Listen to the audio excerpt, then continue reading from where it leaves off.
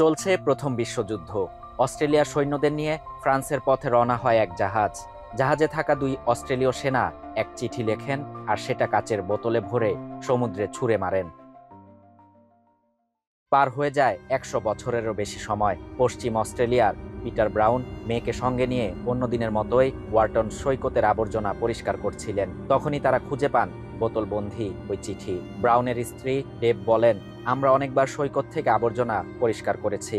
এসব আবর্জনা খুব একটা খুঁটিয়ে দেখি না, কিন্তু এই বোতলটা যেন আমাদের তুলে নেয়ারই অপেক্ষায় ছিল। মোটা স্বচ্ছ কাচের তৈরি বোতলটির বাইরের দিকটা পরিষ্কার করার পর তারা বোতলের ভেতর 2টি চিঠি দেখতে পান। পেন্সিলে লেখা চিঠি 2টি লেখা হয় 1916 সালের 15 আগস্ট। লিখেছেন ম্যালকম নেভিল ও উইলিয়াম হার্লি। তাদের বহনকারী জাহাজ HMAT A70 বেলারাট 1916 সালের 12 আগস্ট অস্ট্রেলিয়ার অ্যাডিলেড থেকে সমুদ্রে যাত্রা করে। এক্সট্রিম মশার কয়েল প্ল্যান্ট ফাইবার দিয়ে তৈরি। ডেঙ্গু, চিকুনগুনিয়া বাহি সহ যে কোনো মশার বিরুদ্ধে দেয় এক্সট্রিম সুরক্ষা।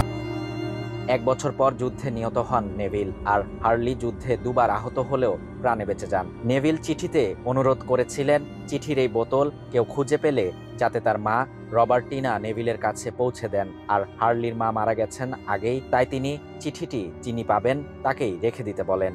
হার্লি ক্যান্সারে আক্রান্ত হয়ে 1934 সালে মারা যান বলে জানিয়েছে তার পরিবার। ডেভ ব্রাউনের ধারণা বোতলটি সমুদ্রে খুব বেশি দূর ভেসে যায়নি, বরং সেটি হয়তো 1 শতাব্দী ধরে সৈকতে বালুর টিলার নিচে চাপা পড়েছিল। বিগত কয়েক মাস ওয়ার্টন সৈকতে বড় ঢেউ আছড়ে পড়ার কারণে বালুর টিলাগুলো ব্যাপকভাবে হয়ে যায়। বোতলবন্দী চিঠি 2টি ভেজা ছিল, তবে লেখা পড়ার উপযোগী ছিল, যে কারণে ডেভ চিঠি থেকে তথ্য নিয়ে ওই 2 সেনার পরিবারের সঙ্গে যোগাযোগ করেন।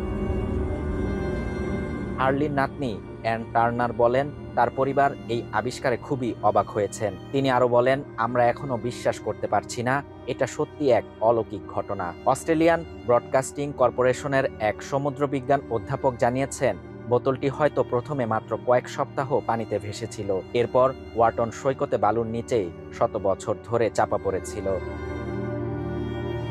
শাহরিয়ার শাফাত, বাংলা নিউজ 24।